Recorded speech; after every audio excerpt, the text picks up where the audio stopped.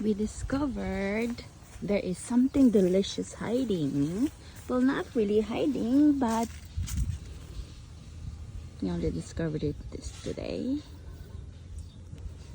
Look how pretty. And this one should be ready in maybe 3 days or so, less than a week. Babe, this will be ready in less than a week. Yeah.